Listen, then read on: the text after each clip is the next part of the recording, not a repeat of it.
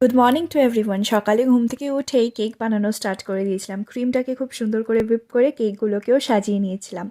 তারপরে lunch time হয়ে গেছিলো। লাঞ্চ করার পরে তোমাদের সাথে কেকগুলোকে শেয়ার করলাম, কেমন হয়েছে জানিও। তারপরে রেডি হয়ে কেকটাকে নিয়ে অনেক ভয়ে ভয়ে রাস্তা দিয়ে আমি গেছিলাম দাদার বাড়িতে। এখানে পৌঁছে আমি দিদি মিলে ঘরটাকে খুব সুন্দর করে বেলুনস দিয়ে সাজিয়ে নিচ্ছিলাম।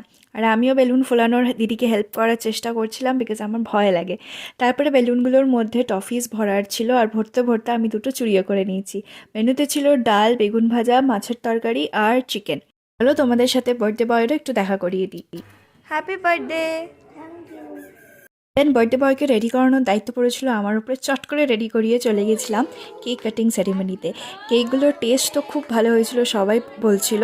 দেখতে কীরকম হয়েছে তোমরাও জানিও। পরে আমরা যে বেলুনসগুলোর মধ্যে টফিস ভরেছিলাম বাচ্চাগুলো, সেগুলোকে ফাটাচ্ছিল আর সবাই খুব আনন্দ করছিল। এইভাবেই দিনটা কাটালাম। বাই।